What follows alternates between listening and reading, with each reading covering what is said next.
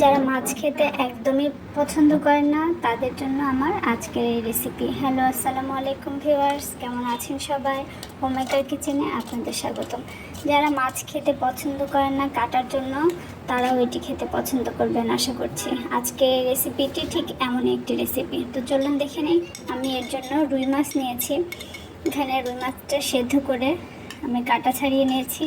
এর মধ্যে পেঁয়াজ বেরেস্তা আর একটা বয়েলড পটেটো ম্যাশ করে দিয়ে দিয়েছি কাঁচামরিচ কুচি আর গোলমরিচ গুঁড়া। এরপর এর মধ্যে দিয়ে দিলাম ভাজা জিরার গুঁড়া। জিরাটা টেলে গুঁড়াটা বানিয়ে নিয়েছি। তারপর দিয়ে দিচ্ছি সামান্য করে আদা রসুন পেস্ট। এরপর দিয়ে দিলাম একটু কাবাব মশলা।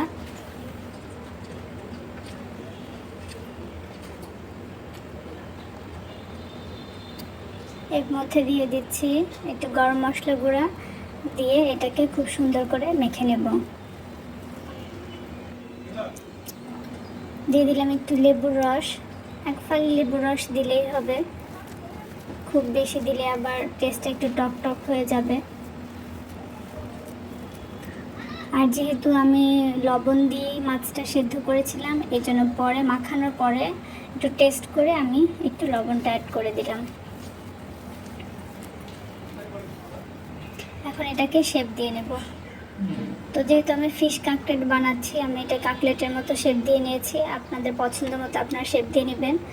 এখন আমি এর মধ্যে নিয়েছি ময়দা, ব্রেড ক্রাম, একটি ডিম। এগুলো দিয়ে এখন কোট করে নেব। তো এখন আমি সবগুলো কোট করে নেব। এটাতে ময়দার মধ্যে গড়িয়ে ডিমে চুবিয়ে তারপর ব্রেড ক্রামের মধ্যে দিয়ে কোট করে নেব। তো এভাবে সবগুলো করে নিচ্ছি।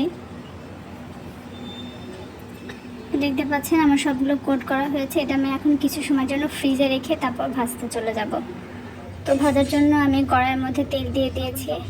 তেলটা গরম হলে এর মধ্যে আমি এক এক করে সবগুলো ছেড়ে দেব। এগুলো বেশ একটু ডুবো তেলে ভাজতে হবে। আর ভাজার সময় চুলার আঁচটা খুবই কম রাখতে হবে, কারণ যেহেতু ব্রেড ক্রাম দেওয়া আছে, তা নাহলে এটা খুব সহজেই পুড়ে যাবে আর কালারটা একদম নষ্ট হয়ে যাবে।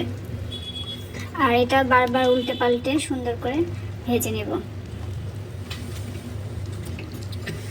আসলে অনেক সময় বাসার বাচ্চারাও দেখা যায় ফিশটা খেতে চায় না।